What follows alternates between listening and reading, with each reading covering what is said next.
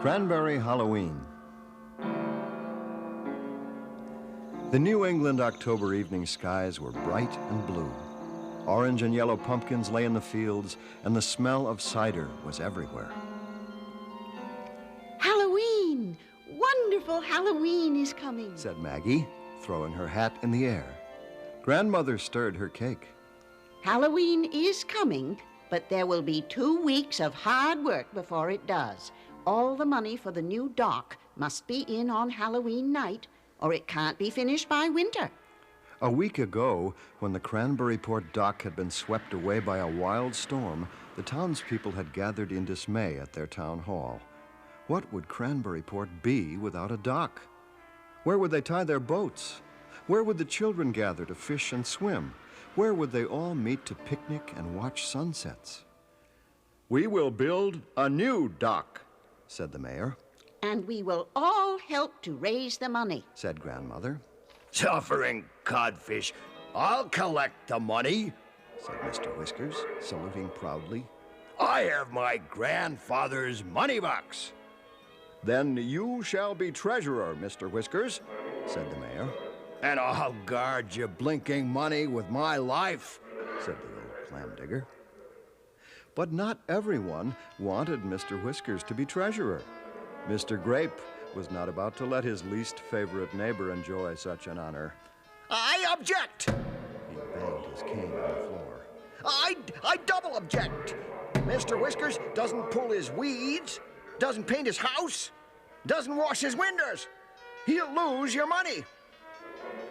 Grandmother stood and looked Mr. Grape in the eye. Mr. Whiskers would never let his friends down. The crowd quite agreed with Grandmother, and Mr. Grape left, shaking his cane angrily. Mr. Whiskers, like everyone in Cranberryport, went home and planned how he would earn money. He began to gather clams to make chowder to sell at the general store. Grandmother and her friends had cake contests and sales. Maggie decided to sell old books. One day, Mr. Whiskers stopped at the path leading to Mr. Grape's big brick house on the hill to ask for a donation. He passed Mr. Grape's 2 red-headed gardeners and rang the front doorbell. Mr. Grape jumped in rage when he saw Mr. Whiskers. "Never! I'll give no money for your dock, you whiskery humbug, and stay away from my house." Mr. Whiskers forgot all his good intentions. "Why, you old scoundrel, where's your town pride?" Grumbling and growling, Mr. Whiskers made his way back over the cranberry bogs to his tiny gray cottage on the beach. The night of Halloween finally arrived, cold and moonlit. Tonight, all the money would be counted at Town Hall, and a wonderful party would follow with cider and donuts for all. Mr. Whiskers stopped by to walk Maggie into town. Maggie wore a pink and green clown costume with a pointed clown's hat. Mr. Whiskers, dressed as a ghost, tapped his money box proudly. "Almost full," he boasted to Maggie. They started for town. The rising winds in the pines and the screech of an owl were the only sounds in the blue night. A dark, empty house next to a bridge loomed against the sky. "Do we have to pass by that house tonight?" asked Maggie. "It's not so bad. I played in it when I was a boy," said Mr. Whiskers. "My old Aunt Prue lived there." Suddenly, Maggie whispered, "Stop! I hear someone behind us." Mr. Whiskers whirled to see 2 burly men in pirate costumes almost upon them. "Hand over that money box," one of them hissed. "Mind your blinking manners," roared Mr. Whiskers. "Nobody takes my money box." He grabbed Maggie's hand and ran up the vine-tangled path to the deserted house. The dark of the night and heavy boots slowed the pursuing pirates. Running like the wind, Maggie and Mr. Whiskers fled to the front door. Once inside, Mr. Whiskers ran to the back door to bolt it. Maggie locked the front door just in time, for in the window she saw the fierce mask of one of the pirates. He pounded on the door and shouted, "Open up! We have you trapped!" Mr. Whiskers and Maggie's hearts beat wildly. They leaned against the kitchen wall and listened. The old house was filled with noises. Upstairs, the doors creaked. The wind moaned through the turrets, and shutters banged. I think I don't believe in ghosts, said Mr. Whiskers uneasily, I think I don't either. echoed Maggie. Let's find a way out of here. Mr. Whiskers, lighting a match, led Maggie down squeaking stairs to the dark and damp cellar. I remember when I played here as a boy, we used to come in from the spring house by an underground passage. It's the only way out for us now. Mr. Whiskers fought his way through cobwebs, descending deeper and deeper. Maggie followed, clutching Mr. Whiskers' sheet. Stumbling and groping through the underground passageway, they came, in time, to the spring house. At last, Mr. Whiskers and Maggie pushed their way into the clear night air. Shh, whispered Mr. Whiskers. We can slip away behind these pine trees. Silently, they crept from the house, back to the road, then off to town.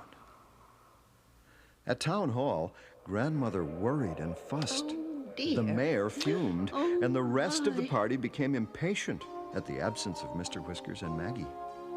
The children had paraded around in their costumes. A feast of homemade donuts and pitchers of golden cider were placed upon the tables. Everyone was anxious to eat, but where were Mr. Whiskers and Maggie? And where was Cranberryport's money? Mr. Grape jumped to his feet. He looked very pleased. You wouldn't listen to me. I told you Mr. Whiskers couldn't be trusted. You won't see that old good-for-nothing tonight. But while Mr. Grape scolded the mayor and the crowd, a ghost and a small clown slipped into the midst of the party. The ghost whispered something excitedly into the sheriff's ear. The ghost threw off his sheet, and there Mr. Whiskers stood in grinning triumph. Well, suffering codfish, I'm here, and so is my money box. Mr. Grape gawked and gasped and fell back in his chair. You have the money box? He squeaked anxiously. Behind the crowd, the sheriff's voice boomed. He held 2 pirates in tow. It's just as Mr. Whiskers said. These 2 rascals thought they had Mr. Whiskers and Maggie trapped in the old Peabody house. Mr. Whiskers stared at the unmasked pirates. Why, they're Mr. Grape's gardeners, He said in amazement, He's the one who made us do it. said the gardeners, indicating Mr. Grape. Mr. Grape began to tiptoe toward the door when the sheriff's voice rang out. Sit right there until I decide what to do with you, sir.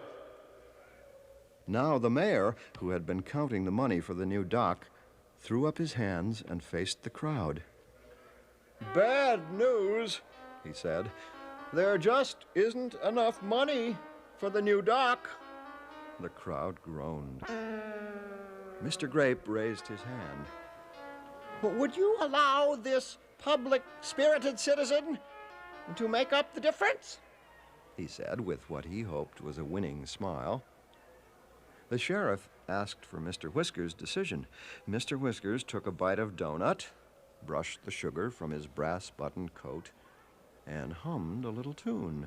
Vexing man on a dead man's chest. Slowly he smiled through his whiskers and said, For the folks of Cranberryport, we might accept that blinking offer.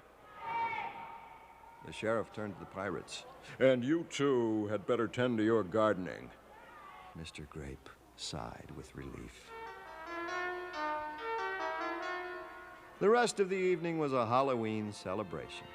Cranberryport would have a new dock, and everyone delighted in bobbing for apples, singing, and drinking cider, You were a fine treasurer. said Grandmother as she watched Mr. Whiskers bob for apples. Yes, I'm a bloomin' wonder. Said Mr. Whiskers. Maggie laughed. Grandmother shook her head. Mr. Whiskers went down in the tub again for a final try for the apple.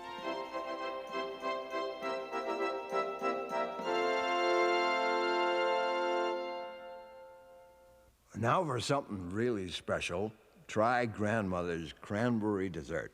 Here's what you'll need. 4 cups of ground or chopped cranberries, 2 cups of sugar, 1 cup of drained cubed pineapple, 1 cup of chopped nuts, 1.5 cups miniature marshmallows, 2 envelopes of gelatin, or 1 large lemon-flavored Jell-O dissolved in a 1/2 cup of water. Now just combine all the ingredients. Quickly fold in 2 cups of whipped cream. Allow to set in the refrigerator until firm. Then eat and enjoy it.